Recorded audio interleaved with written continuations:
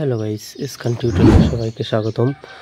তো আজকের নবম শ্রেণী প্রাক মাধ্যমিক আধুনিক ভূগোল ও পরিবেশ ও রঞ্জিত গোরাঙের এর দ্বিতীয় চ্যাপ্টার প্রশ্নগুলো আজকে সলভ করব। তো দ্বিতীয় চ্যাপ্টার রয়েছে পৃথিবীর গতিসমূহ। তো এর অনুশীলন ছোট বড় যত প্রশ্ন আছে আজকে সলভ করব। তো প্রথমে অনুশীলনী প্রশ্ন, সঠিক উত্তরটি নির্বাচন করো। এক, সৌরজগতের প্রধান গ্রহ হলো 8টি। 2-এর দাগে কোনটি বামন গ্রহ? এখানে উত্তর হবে ঘয়ের দাগে প্লুটো। 3-এর দাগে কোন গ্রহটি আবর্তন সময় পৃথিবীর মতোই? এর উত্তর হবে মঙ্গল গ্রহ। কোন গ্রহটি আবর্তনের দিক সম্পূর্ণ আলাদা? এটি হবে ইউরেনাস।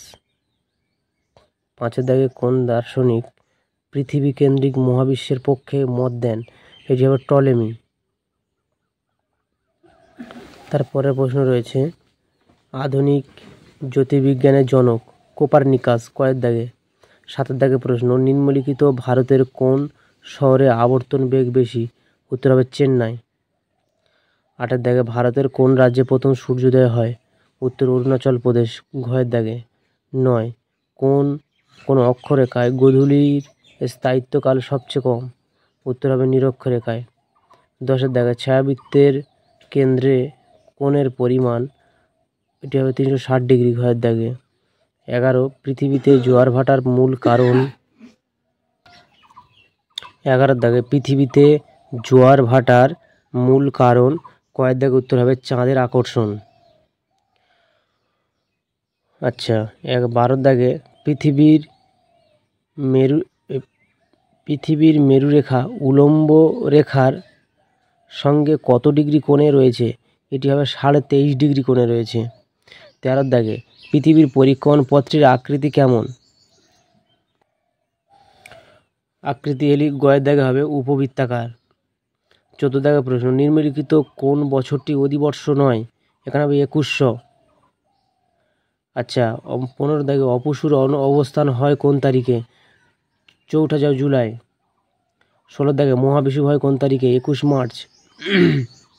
17 দাগে মকর সংক্রান্তিতে নিরক্ষরেখায় সূর্যরশ্মির সর্বাধিক পতন কোণ কত? এটি ক্ষয়ের দাগে উত্তর হবে 66.5 ডিগ্রি।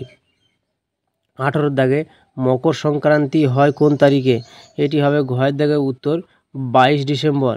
19-এর দাগে প্রশ্ন, পৃথিবীর মেরুরেখা কক্ষতলের সঙ্গে কত ডিগ্রি কোণে রয়েছে? এটি হবে গয়ের দাগে 66.5 ডিগ্রি কোণে। কোন দেশটি? 20-এর দাগে প্রশ্ন, কোন দেশটিতে গেলে মেরুপ্রভা দেখা যায়? এটি ক্ষয়ের দাগে উত্তর হবে নরওয়ে। আচ্ছা, 21-এর দাগে ভারতের কোন রাজ্যে সবচেয়ে শেষে সূর্যাস্ত হয়? এটি হবে গুজরাট। আচ্ছা, তারপরের প্রশ্ন, সঠিক উত্তরটির পাশে সু এবং ভুল উত্তরটির পাশে অসু লেখো। বর্তমান 1-এর দাগে বর্তমান প্লুটো একটি প্রধান গ্রহ। একটি হবে অসু, মানে ভুল। আচ্ছা, পৃথিবী ও মঙ্গলের আবর্তন সময় প্রায় এক। এটি হবে সু, অর্থাৎ ঠিক। 3-এর দাগে নিরক্ষরেখা থেকে উত্তরে আবর্তন বেগ ক্রমশ কমে। এটি ঠিক, অর্থাৎ সু। টলেমি পৃথিবী কেন্দ্রিক মহাবিশ্ব ধারণার পক্ষে মত দেন। এটি হবে ঠিক, সু। 5-এর দাগে নক্ষত্র দিন অপেক্ষা সৌরদিন দীর্ঘতর। এটি হবে ঠিক, সু। আচ্ছা, 6-এর দাগে পৃথিবীর পূর্ব থেকে পশ্চিমে আবর্তন করছে। এটি হবে ভুল, অর্থাৎ অসু। 7-এর দাগে দিন রাত্রি ঘটনার মূল কারণ পৃথিবীর আবর্তন। এটি ঠিক, সু। উপযুক্ত শব্দ বসিয়ে শূন্যস্থান পূরণ করো। 1, পৃথিবীতে বামন গ্রহের সংখ্যা 5টি। 2-এর দাগে প্রধান গ্রহগুলির মধ্যে পরিক্রমণ বেগ সবচেয়ে কম। উত্তর নেপচুন গ্রহের। 3-এর দাগে ড্যাশ গ্রহের শুক্র গ্রহের 1 বছরের থেকে 1 দিনের সময় বেশি। 4-এর দাগে একমাত্র ড্যাশ গ্রহের আবর্তন দক্ষিণ থেকে উত্তর দিকে। উত্তর হবে ইউরেনাস গ্রহের আবর্তন দক্ষিণ থেকে উত্তর দিকে। 5-এর দাগে বায়ু ও সমুদ্র স্রোতের দিক বিক্ষেপের মূল কারণ পেরিওলিস বল। পরের প্রশ্ন রয়েছে স্তম্ভ মেলাও। একের দাগে বাম দিক আর ডান দিক স্তম্ভ মেলাও। 21শে মার্চ, এটি হবে 21শে মার্চ মহাবিষুব। 2 22শে ডিসেম্বর, এখানে হবে মকর সংক্রান্তি। 3 21 জুন, এটি হবে কর্কট সংক্রান্তি। 4 23শে ডিসেম্বর, এটি হবে জলবিষুব। 5 4 জুলাই, এটি হবে অপসুর। 3 6 দাগে 3রা জানুয়ারি, এটি হবে অনুসুর। তারপরে প্রশ্ন 2-1 কথায় উত্তর দাও। 1 দাগে বর্তমানে ব্রাহ্মণ গ্রহের সংখ্যা কয়টি? উত্তর হবে 5টি। 2 বিজ্ঞানের কোন শাখায় মহাকাশ বিষয়কে নিয়ে আলোচনা করা হয়? এটি হবে জ্যোতির্বিজ্ঞান। 3 সারা পৃথিবীর সৌরদিনের প্রকৃত সময় কত? হবে 24 ঘন্টা। 4 কোন তারিখে পৃথিবীর পরিক্রমণ বেগ সবচেয়ে বেশি হয়? এটি হবে 3রা জানুয়ারি। 5 পৃথিবীর কক্ষপথটি আকৃতি কেমন? এটি হবে উপবৃত্তাকার। 6 কক্ষতলের কোন স্থানে সূর্য রয়েছে? উত্তরের মাঝখানে। 7 দাগে কোন প্রধান গ্রহটি দক্ষিণ থেকে উত্তরে আবর্তিত হচ্ছে? এটি হবে ইউরেনাস। 8 দাগে মধ্যাহ্ন সূর্যের ঠিক পরবর্তী সময়কে আমরা কি বলি? উত্তর হবে মধ্যরাত্রি। 9 দাগে রবিবার সময়ে 21শে মার্চ তারিখে সূর্য কোন অক্ষরেখায় উল্লম্বভাবে কিরণ দেয়? এটি হবে বিষুব রেখায়। তারপরে প্রশ্ন, নিচের প্রশ্নগুলি উত্তর সংক্ষেপে লেখো। প্রশ্নমান 2, প্রথমে রয়েছে বামন গ্রহ কি? তো এটি 6 নম্বর পেজে গিয়ে উত্তর। বামন গ্রহ IAU এর মতে যে সকল জ্যোতিষ্ক এক সূর্যের চারপাশে পরিক্রমণ করে অথচ উপগ্রহ নয়। 2 জ্যোতিষ্কটি পর্যাপ্ত ভরযুক্ত যা উদস্থিতিক ভারসাম্য বজায় রাখা ও আকৃতি প্রায় গোলাকার হওয়ার পক্ষে যথেষ্ট, কিন্তু 3 দাগে জ্যোতিষ্কটি নিজ কক্ষপথের নিকটস্থ অঞ্চল থেকে অন্য সকল মহাজাগতিক বস্তুকে সরিয়ে ফেলতে পারে না, তাকে বলে বামন গ্রহ। তো লাস্ট এটাই বলতে হবে যে তাকে বলে বামন গ্রহ। 2 দাগে প্লুটোর বর্তমান পরিচয় কি?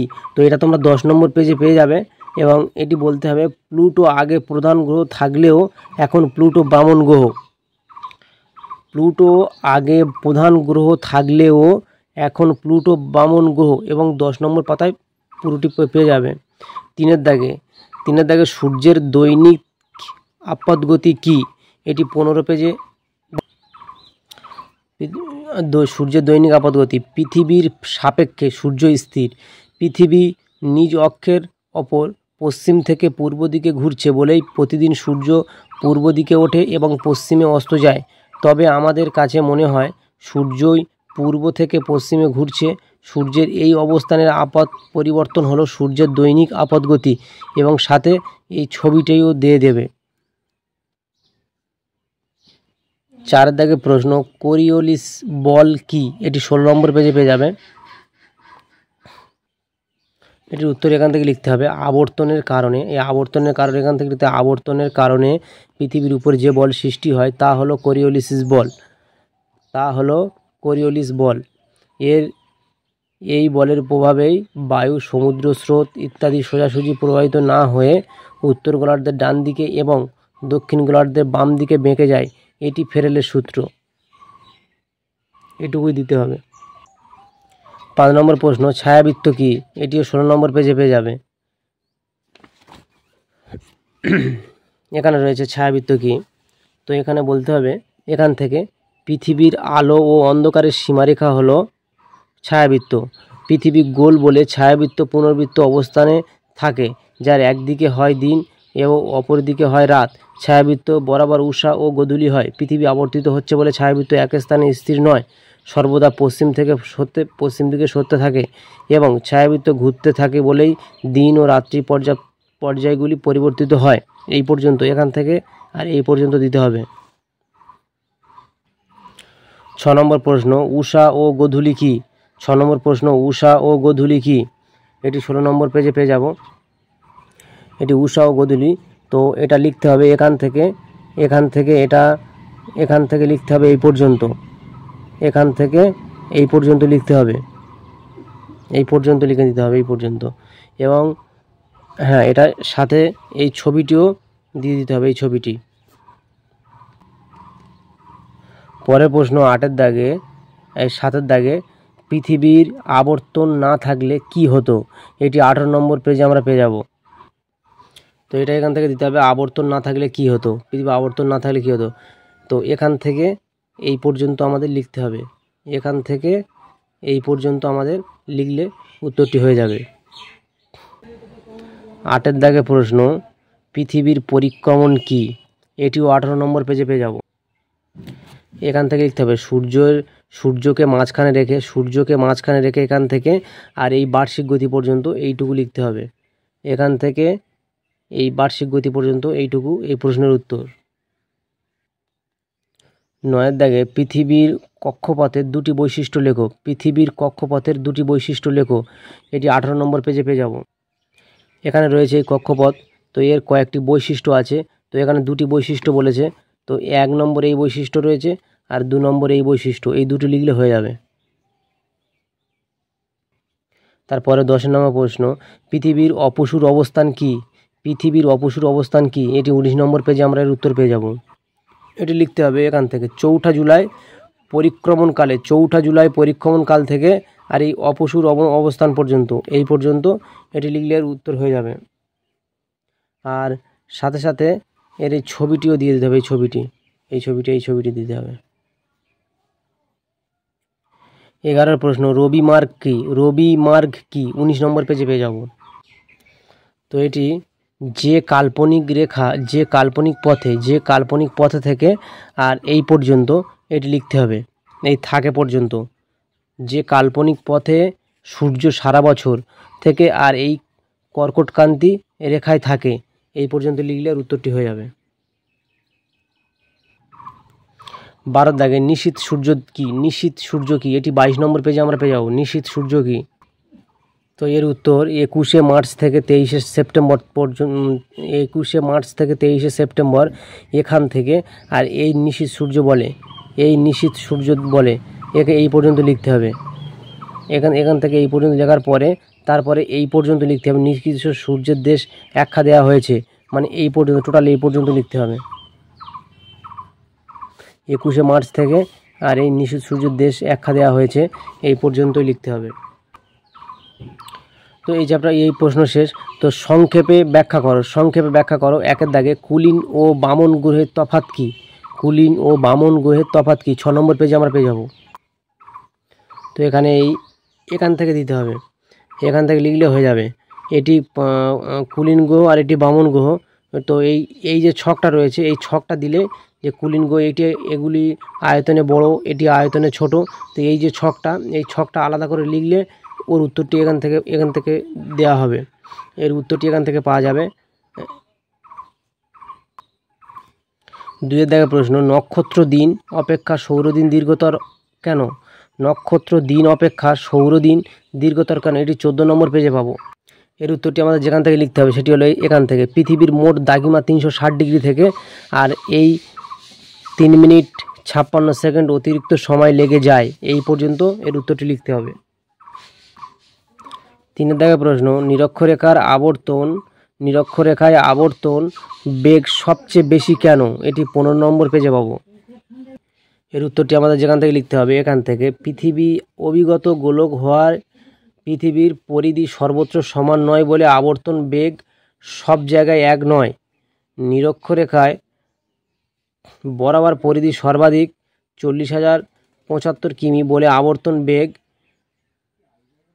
এই ভাগটা এটা লিখতে হবে, এবং এই 1670 কিমি ঘন্টা সবচেয়ে বেশি, এটা এই পর্যন্ত লিখতে হবে, আর সাথে এই ছবিটি আঁকতে হবে, এই ছবিটি। 4-এর দাগে প্রশ্ন, নিরক্ষরেখা আবর্তন বেগ সবচেয়ে বেশি হয়ে গিয়েছে 3 নম্বর। 4-এর দাগে, পৃথিবীর আবর্তন কিভাবে বায়ু প্রবাহকে প্রভাবিত করে? এটি উত্তর 16 নম্বর পেজে পাবো, 16 নম্বর। আবর্তন বেগ কিভাবে, এটা হবে এই প্রভাব, এটি হবে এই 1 নম্বর, এইটি দিতে হবে এখান থেকে এই পর্যন্ত 1 নম্বর, এই পর্যন্ত। আর 2 নম্বর দিতে হবে, এখানে রয়েছে 2 নম্বর। এই 2 নম্বর এইটি আর 3 নম্বর এই পর্যন্ত, টোটাল এই পর্যন্ত লিখতে হবে। 5-এর দাগে প্রশ্ন, উষা ও গোধূলি কেন হয়?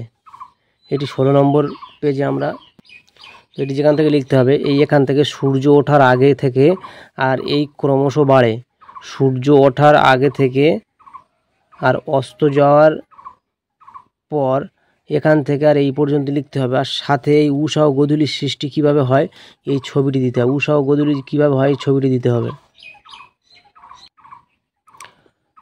পরের প্রশ্ন, 4 বছর অন্তর ফেব্রুয়ারি মাসে একদিন অতিরিক্ত যোগ হয় কেন? এটি 18 নম্বর পেজে পাবো। এটি আমাদের যেখান থেকে লিখতে হবে সেটা হলো এই অধিবর্ষ। এই অধিবর্ষ আমরা সাধারণভাবে বছর ধরি থেকে এখান থেকে লিখে এইটুকু লিখতে হবে। লেখার পর এই পেজে এই পর্যন্ত এই অতিরিক্ত দেখি এই পর্যন্ত লিখতে হবে আমাদের। 7-এর দাগে প্রশ্ন, 4 বছর অন্তর, আচ্ছা 7-এর দাগে প্রশ্ন, অপসূর ও অনুসূর অবস্থানের পার্থক্য কী? অপসূর ও অনুসূর অবস্থানের পার্থক্য এটা 19 নম্বর পেজে আছে। এই পার্থক্য 1টা 2টো 3টে এটি দিয়ে দিতে হবে, 3টে লিখতে হবে। আচ্ছা 8-এর দাগে দক্ষিণ মেরুর তুলনায় উত্তর মেরুতে সূর্যকে একটানা, এখানে 7 ছিল তো এটা 7 হবে না, এটা 9 হবে। 9 দিন বেশি দেখা যায় কেন? এখানে প্রিন্টিং ভুল ছিল, 9 দিন বেশি দেখা যায় কেন? তো এটি 19 নম্বর পেজে পেয়ে যাব আমরা। এটি লিখতে হবে এখান থেকে অপসূর অবস্থান থেকে। আর এই গ্রীষ্মকালে উত্তর গোলার্ধে গ্রীষ্মকাল 9 দিন দীর্ঘতর, এই পর্যন্ত এর উত্তরটি হবে এই পর্যন্ত, এখান থেকে এই পর্যন্ত।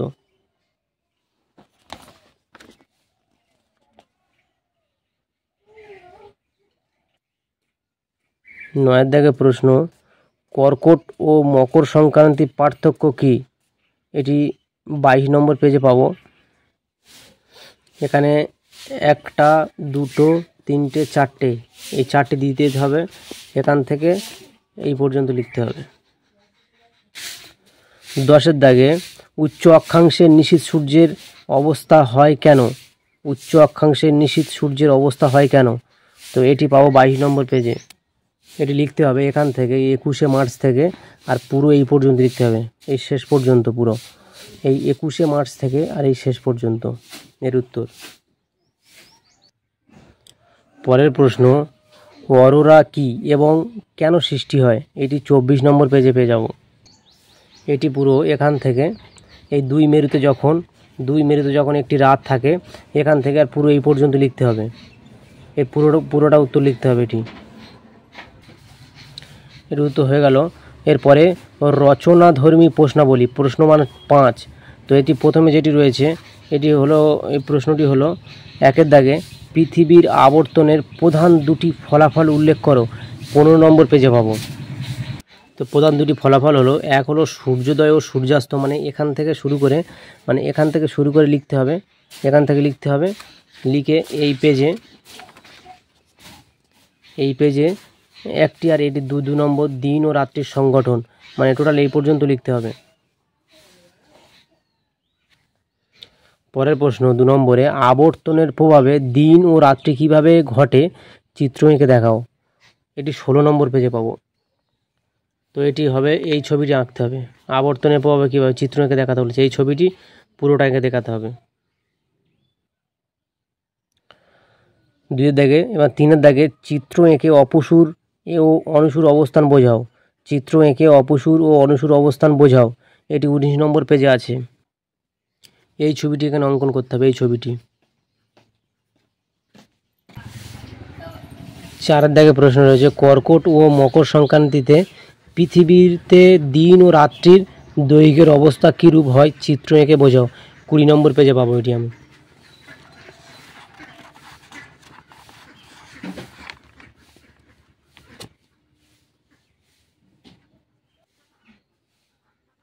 তো এখানে যেটি দিতে হবে, এই ছবিটি দিতে হবে, এখানে এই ছবিটি কর্কট সংক্রান্তি, এই ছবিটি এখানে দিতে হবে, এই ছবিটি এঁকে বোঝাতে হবে এই ছবিটি। তো এর পরের